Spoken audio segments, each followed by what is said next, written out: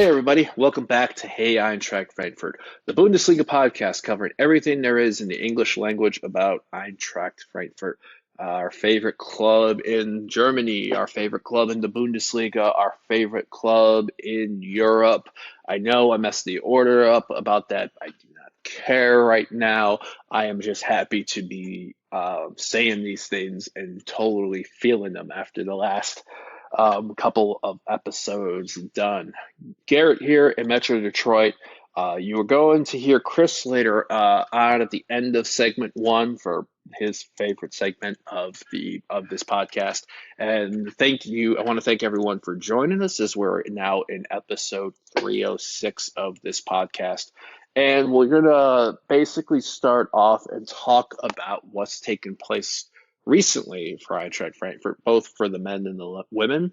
We'll start off with the men, a weekend tilt in Heidenheim, a match that was going to probably be we knew was going to be a difficult one. The first time these teams met in October, Frankfurt came away 2-0 winners. I was at home, and this time they had to travel to Heidenheim, which is a bit of a tough ground, a small ground, but a atmospheric ground. And for once, fate actually was in favor of D. Adler as opposed to the opposite of that. Before we get into that, let's start off with the lineups that Dino Topmuller rolled out with. And that was once again, just like Wolfsburg, the 4-4-2 shape. Kevin Trapp in goal, from right to left in the back, Buta, Koch, Pacho, and Philip Max. The midfield four from right to left, Knauf, Tuta, Mbembe, and Niels and Kuku. And then a front two of Faris Chaibi and Omar Marmush.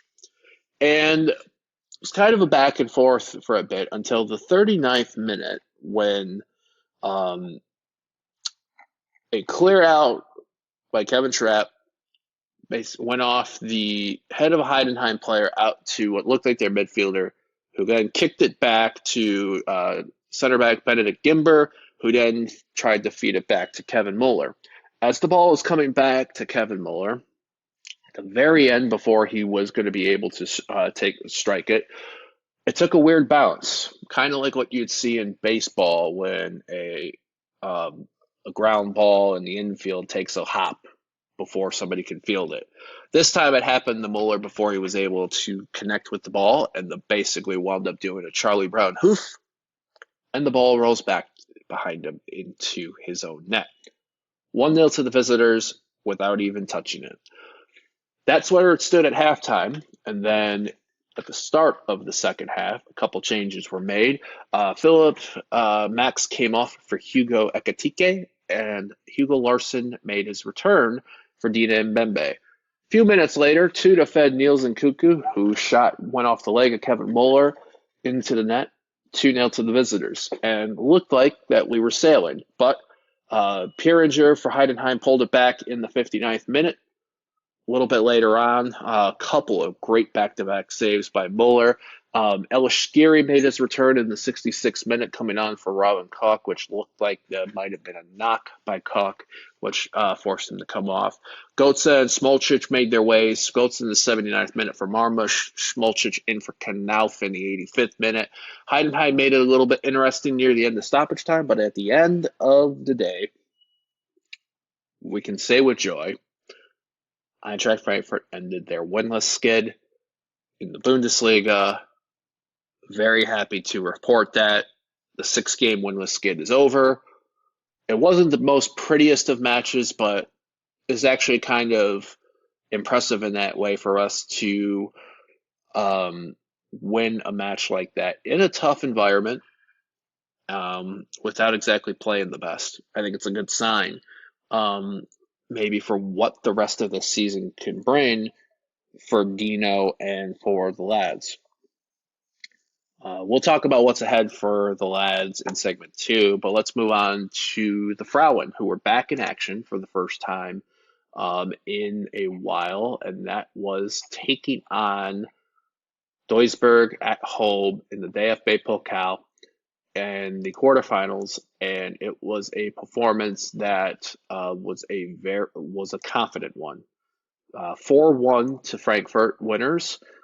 Greve opened things up in the 6th minute with a wonderful strike Lara Prajnikar made it 2-0 in the 12th. Nicole Anyomi made it 3-0 just before halftime, which is what the score was going into that.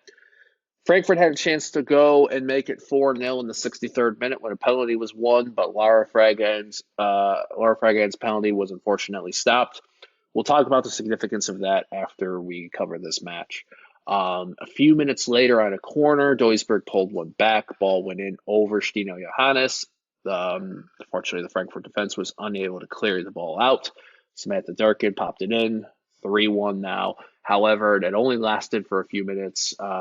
Martinez coming on as a sub. Great little solo move. Create a shot opportunity with beautiful strike. Wrap things up. Both Achikazes and Reason came on to get some rotation in ahead of the Frauen's matchup in Frauen Bundesliga this week. But a big win in the Pokal. The Adler on to the semifinals now. And other matchups that took place in the quarterfinals, SGE Essen with a big win at Leverkusen 2-1. Wolfsburg 3-0 winners at Hoffenheim, and Bayern with a 3-0 win at FC Karl Zeiss Jena. So we'll let everybody know the next matchup, who the Frauen have in the semifinal, dates, times as we get closer to that. But now we need to really highlight the significance of the Lara Fragan penalty miss, which unfortunately is the fucked up stat of the week. So luckily in this situation, Fragan's penalty miss that was saved didn't really affect the course of the match this time around. However, the fucked up stat is this is the second consecutive penalty taken by Fragan for Frankfurt in all competitions that was stopped. Even more so, it was an exact reminder of this penalty that was saved at home to Benfica in Champions League play on December the 21st. Same type of strike, same type of save. That one was in a massively key situation, which I still think is the reason why Frankfurt did not get out of the group and Benfica did. So as we get into what's ahead this season, both the remaining matches in Frauen Bundesliga as well as the Pokal, I'm asking and considering to Nico, and I don't know if he's going to hear this or anyone in the team, that perhaps we should have maybe somebody else ready to go for penalties, because being that the last two were saved in situations, it's not a good sign, and it could cost us something down the line this season. So we will see how that goes. There is the fucked up stat. I'm hoping that I can do an episode without having to do one, but we had to look for one more this week if that motivates anybody.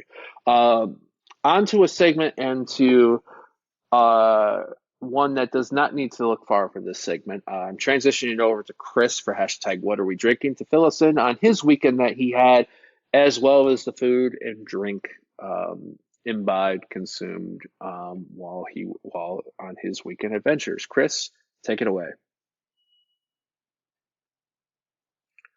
Welcome back, everybody, to segment 2 of Hey Eintracht Frankfurt.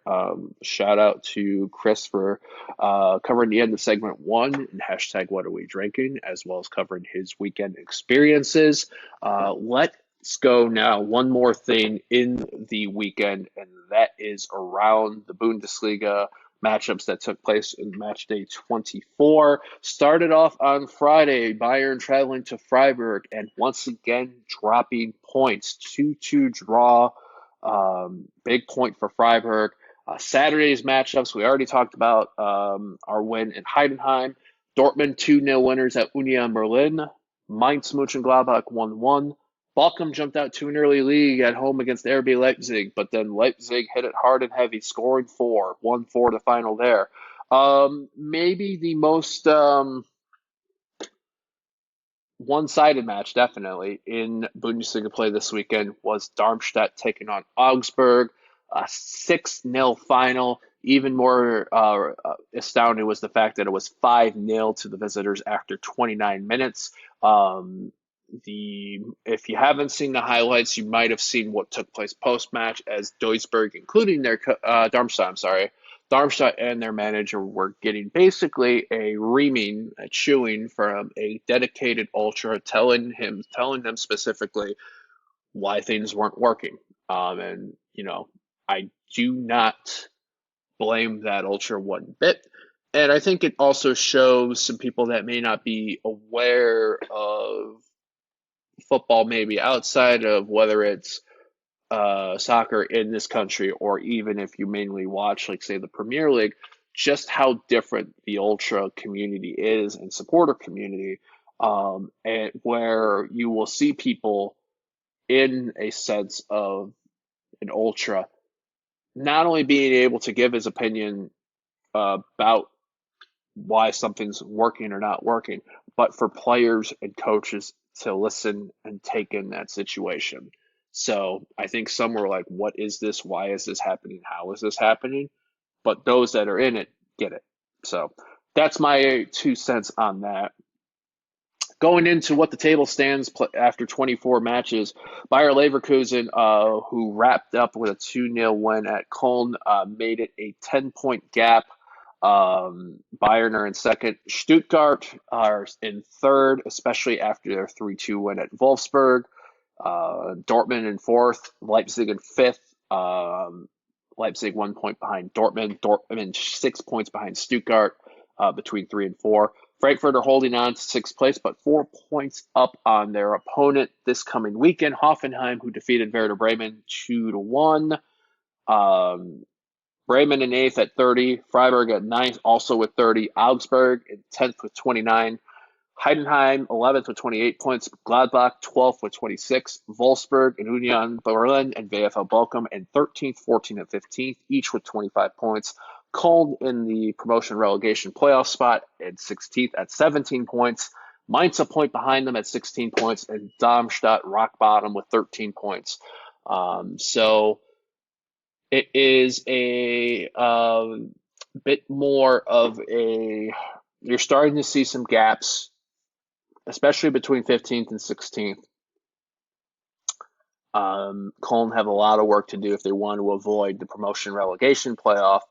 And Mainz is just looking for anything to get out of that bottom two, or either maybe even get into that playoff spot. So we'll cover out what's coming up this coming weekend in Bundesliga play for match day 25, especially a big matchup as it relates to Frankfurt's position in the table. Let's go segue back over to the Frauen and what they have this weekend, and it is a tilt. Their return to Frauen Bundesliga play will see them take on the league leaders in Bayern Munich, a team that was a 0-0 draw in the team's earlier matchup in October at the Allianz Arena. Bayern come into this match 14 played in the league, 11 wins, 3 draws, 31 goals scored, 4 goals conceded, a draw and 4 wins in league play across their last 5.